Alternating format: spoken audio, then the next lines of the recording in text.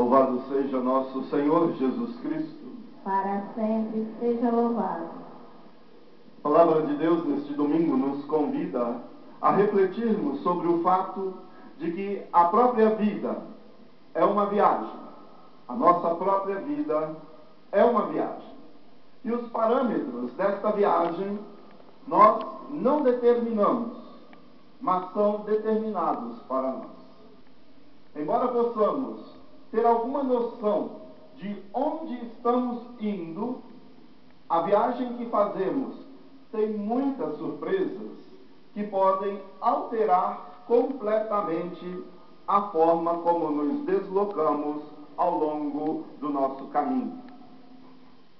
A vida, exemplificada como uma viagem, tornou-se um tema popular em certos círculos da igreja de hoje. Isso expressa bem a noção de que a vida não é uma realidade estática, mas sim um movimento de um ponto a outro. Nós não iniciamos por nossa conta esta viagem, mas nós nos juntamos a uma viagem já em andamento. Juntamos-nos aos que foram antes de nós, aqueles e aquelas que forjaram um caminho, aqueles e aquelas que descobriram os vales obscuros, bem como os locais de frescor e regozijo desta viagem. O próprio desdobramento de nossa tradição religiosa pode ser caracterizada como uma viagem. E isto pode ser o sentido do caminho que percorremos ao longo da vida. Nós não estamos sozinhos nesta viagem, nesta nossa jornada. Temos companheiros e companheiras com os quais podemos discutir tudo o que ocorre em nossa viagem. Na verdade, precisamos uns dos outros. Não podemos viajar sozinhos. Nós precisamos de incentivo e apoio dos nossos amigos e amigas. Precisamos de seus talentos e de seu discernimento. Precisamos de sua companhia. Viagem é como uma metáfora rica e desafiadora para toda a vida. As leituras de hoje nos mostram que normalmente a maneira como negociamos a nossa jornada, a nossa viagem enquanto vida, não é realmente a maneira como a viagem, a jornada deve ser negociada. Os dois discípulos de Emaús reconheceram que tinham uma certa expectativa e que Jesus não a cumpriu.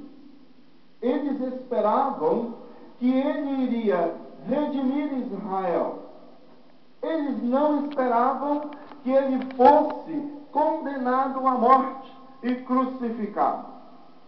Além disso, eles achavam que estavam apenas conversando com um companheiro de viagem.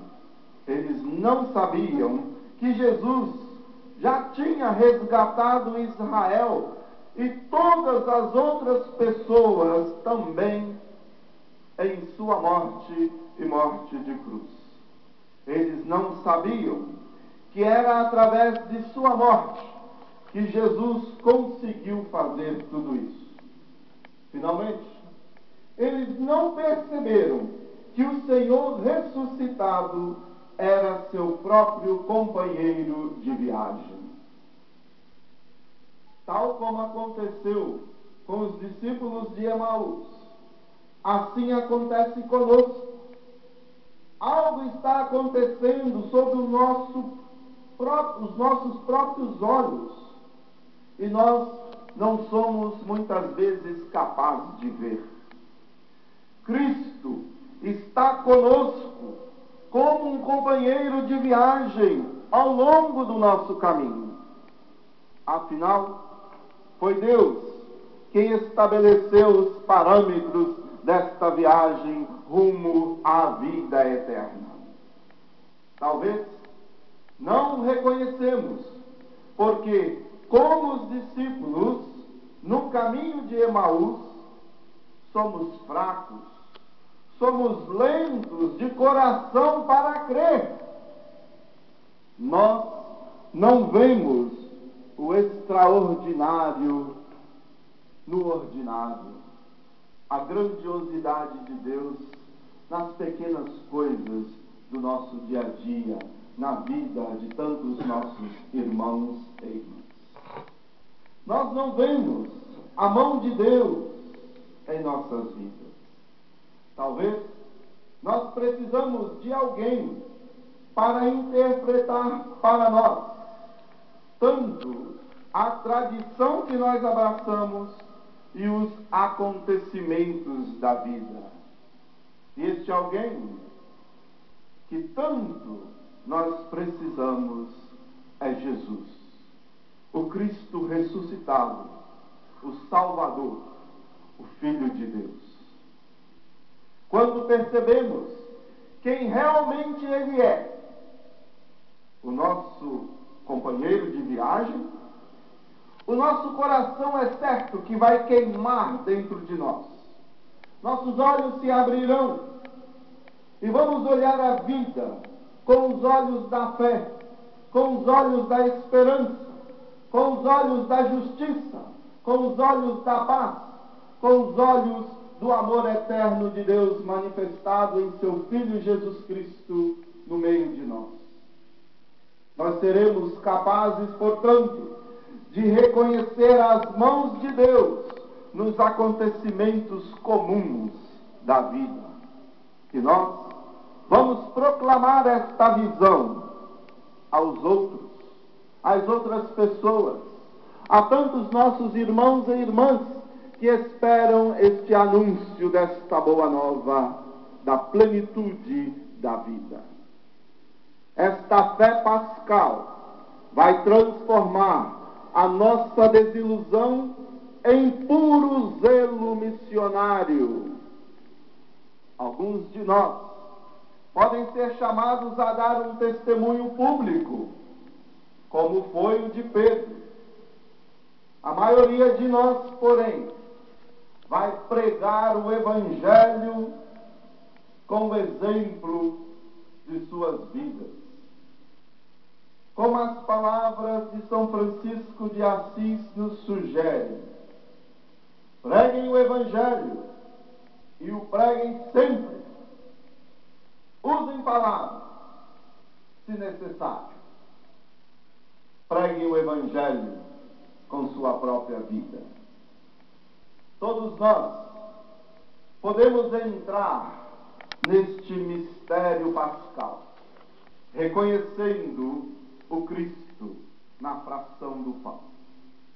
E a Eucaristia que celebramos nesta manhã, esta manhã de alegria e de festa, qual nós dedicamos às nossas mães, que este pão descido do céu abra os nossos olhos para reconhecermos o Cristo, o ressuscitado, a vida para todos nós, e assim possamos nós nos tornarmos seus verdadeiros discípulos, missionários, promotores da vida no mundo de hoje. Louvado seja nosso Senhor Jesus Cristo. Para sempre seja louvado. Tivemos assim a homilia de Padre Robson, Padre Robson de Castro Cunha. Creio em Deus Pai. Padre Robson de Castro Cunha fez a homilia do terceiro domingo de Páscoa. Cristo, seu único Filho, nosso Senhor, que foi concebido pelo poder do Espírito Santo, nasceu da Virgem Maria. Canal Clélio Borges do YouTube agradece as imagens da rede Bandeirantes através da TV Capixaba, Vitória, Espírito Santo, com a homilia de Padre Robson de Castro Cunha, no terceiro domingo da Páscoa, ano A. Na Santa Igreja Católica, na comunhão dos santos, na remissão dos pecados. Missa realizada no bairro de Goiabeiras, em Vitória, Espírito Santo. Amém. Ó Deus, fonte da vida, acolhei Em maio de 2011. A cada prece rezemos: ficai conosco, Senhor, e fazei-nos discípulos de vosso Filho. Domingo 8 de maio de 2011. Discípulos do vosso Filho.